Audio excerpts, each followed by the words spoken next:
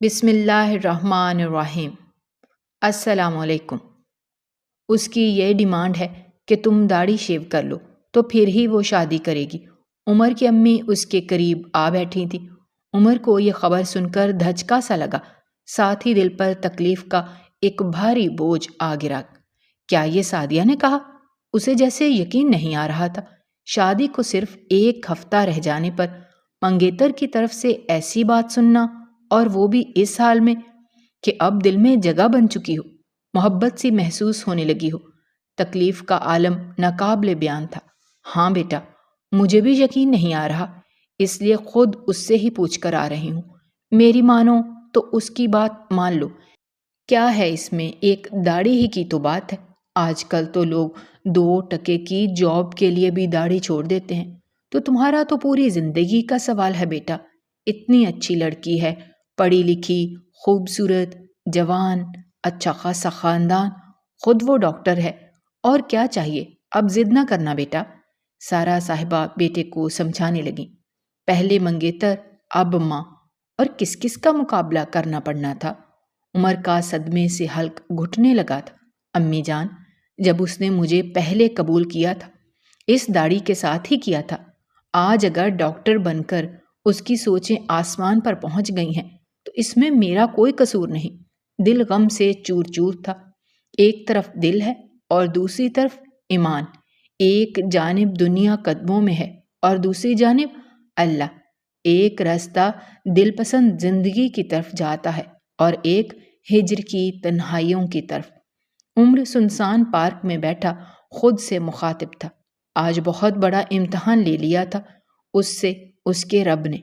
آج پتہ چلنا تھا جو دین دین کے نعرے لگانے والا عمر تھا، وہ واقعی دل سے ایمان لایا تھا یا رب سے محبت کے سارے دعوے کھوکھلے تھے۔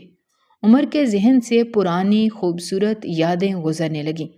وہ جب پہلی مرتبہ سعدیہ کے گھر گئے تھے، جب رشتے کے لیے ہاں ہوئی تھی، دوستوں کا شادی کی خبر پر چھیڑ چھاڑ، ہنسی مذاق، عمر کی آنکھوں میں نمی اتر آئی۔ ایک داڑھی کی بات نہیں ہے، میری پوری آخرت کی بات ہے۔ پلکوں پر کچھ قطرے نمودار ہوئے۔ اللہ اکبر، اللہ اکبر۔ قریبی مسجد سے آذان گونجنے لگی۔ اللہ اکبر، اللہ سب سے بڑا ہے۔ اف، بے شک اللہ سب سے بڑا ہے، سب سے پہلے بھی ہے اور سب خواہشات سے اوپر بھی ہے۔ عمر دل ہی دل میں بے اختیار کہہ اٹھا، آج مجھے بھی ایک بدر لڑنی ہے، ایک احد پر قربان ہونا ہے، پر میری دفعہ میدان میرا دل بنا ہے۔ ہر خواہش قربان تجھ پر میرے محبوب، اس دل پر آج میں خود چھری چلا دوں گا۔ دکھ سے آواز رند گئی۔ تم کیا جانو کہ ادائے ابراہیمی کیا ہے؟ رب کی رضا کی خاطر خود کا دل دکھا دینا۔ 1 سال بعد۔ آئیں نا، پہلے کھانا کھا لیں پلیز۔ آمنہ محبت سے اپنے شوہر سے گویا تھی۔ ابھی 1 گھنٹے تک کچھ نہیں کر سکتا آمنہ، آج واقعی بہت کام ہے۔ عمر نے لیپ ٹاپ تھوڑا اور قریب کرتے ہوئے جواب دیا، میں نے بھی ابھی تک کچھ نہیں کھایا، کہ آپ کے ساتھ ہی کھاؤں گی۔ آمنہ نے کچھ دیر خاموشی سے پاس بیٹھنے کے بعد دھیمی سی آواز میں کہا، کیا؟ ارے پہلے کیوں نہیں بتایا؟ عمر نے سب کام چھوڑ کر اپنا رخ پوری طرح اپنی بیوی کی جانب پھیر لیا۔ اور اب بھوک بہت لگ رہی ہے۔ آمنہ نے سوال نظر انداز کرتے ہوئے دکھی سا منہ بنایا۔ عمر اپنی ہنسی نہ روک سکا۔ حیرت ہے، میڈم کو تو 1 منٹ بھوک برداشت نہیں ہوا کرتی، آج 3 گھنٹے کیسے گزار لیے؟ آمنہ بھی مسکرا دی۔ لگاؤں پھر کھانا؟ جی جناب، ملکہ عالیہ بھوکی ہوں اور ہم خیال نہ کریں، ایسا ممکن ہے بھلا؟ عمر شرارتاً اس سے گویا تھا۔ لیپ ٹاپ اب بند کر چکا تھا اور چارجر اتار کر واپس رکھا تھا۔ آمنہ شرماتی آنکھوں سے ہنستے ہوئے کچن کی جانب چل دی۔ سعدیہ کے ٹھکرا دینے کے معاملے کو 1 سال بیت چکا تھا۔ عمر نے اپنی منگیتر اور سنت کی داڑھی میں سے سنت کو چنا تھا۔ اس فیصلے پر وہ دنیا دار لوگوں کی نظر میں بے وقوف ترین ٹھہرا تھا۔ اپنوں حتیٰ کہ والدین تک نے طعنے اور گالیاں دی تھیں، اور خاندان والوں کی باتیں الگ۔ خاندان والے کتنی باتیں بنائیں گے؟ داڑھی جب تک ہے کوئی اچھا رشتہ نہیں ملے گا۔ تم نے تو ذلیل کر دیا ہے، بوڑھے ماں باپ کو اپنی ضد کی خاطر وغیرہ وغیرہ جیسی باتیں پورا 1 سال اکیلا ہی سنتا رہا، جس کا جو دل میں آیا کہتا رہا، لیکن عمر کا فیصلہ ایک دن کے لیے بھی نہ بدلا۔ ہاں، تکلیف تو بہت ہوتی تھی ایسے رویوں سے، لیکن اللہ کا قرآن اور ذکر ایسی چیزیں تھیں جو اس کی ہمت بنی رہیں۔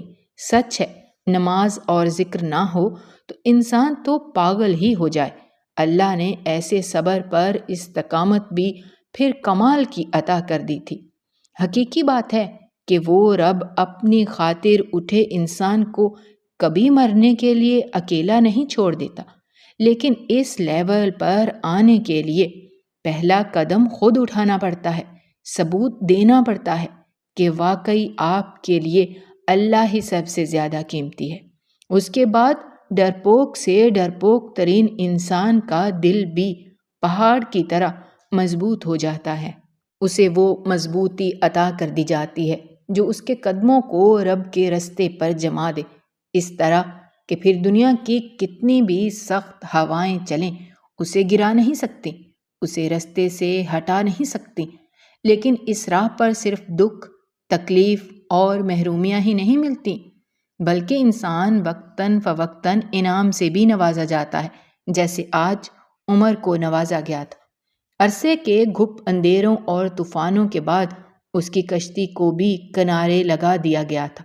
اسے آمنہ جیسی ایمان والی، محبت کرنے والی، شرم و حیا والی ایک پردہ دار خوبصورت بیوی عطا کر دی گئی تھی۔ سعدیہ کو اللہ کے لیے کھو دینے پر اس کو دنیا میں ہی جنت سی دے دی گئی تھی۔ عمر کو کبھی کبھی لگتا تھا جیسے اللہ نے اس کی ساری فیلنگز کو سمیٹ کر ایک انسان کا روپ دے دیا ہو۔ آمنہ کے نام سے جیسے وہ حقیقتاً کوئی انسان نہیں تھی، بلکہ عمر کی ضرورتوں کا جوابی عکس، اس کی آنکھوں کی ٹھنڈک، اس کی روح کا سکون، جبکہ دوسری جانب سعدیہ اسے ٹھکرا دینے پر آج بھی کنواری بیٹھی تھی۔ وہ شاید بھول گئی تھی کہ جسے ایک داڑھی سمجھ کر ٹھکرا رہی ہے وہ محض ایک داڑھی نہیں تھی، بلکہ سنت رسول اللہ صلی اللہ علیہ وآلہ وسلم تھی۔ اصل میں توہین اس نے عمر کی نہیں کی تھی، بلکہ اللہ اور اس کے نبی صلی اللہ علیہ وآلہ وسلم کی سنت کی تھی۔ اور یہ کوئی چھوٹا جرم نہیں تھا۔ سعدیہ کی طرح آج کتنے ہی نام نہاد مسلمان داڑھی، پردہ، ٹکنوں سے اوپر پائنچے اور دین کی دوسری کئی باتوں کے لیے کتنے آرام سے نفرت آمیز رویے کا اظہار کرتے رہتے ہیں، ان پر عمل کرنے والوں کا مذاق اڑاتے رہتے ہیں، یہ سوچے بنا کہ ان کا یہ سب کرنا ان کو تباہی کے کس گھڑے میں پھینکتا جا رہا ہے، انہیں تباہ و برباد کرتا جا رہا ہے۔ زندگی سے سکون ایسے ہی نہیں چھن گیا۔ ایسے لوگوں کے، نبی کے صحابہ کے رستے پہ چل کے دلوں کا سکون ہم نے حاصل کیا ہے۔ لگا ہے نشہ جب سے جنت کا ہم کو، اچاٹ اپنا جی اس جہاں سے ہوا ہے۔ ناظرین، اگر ویڈیو پسند آئی ہو تو ویڈیو کو لائک کر دیں، شیئر کر دیں، اور اگر آپ نے ہمارے چینل کو ابھی تک سبسکرائب نہیں کیا تو پلیز سبسکرائب کرنا مت بھولیے گا۔ شکریہ۔ اللہ حافظ۔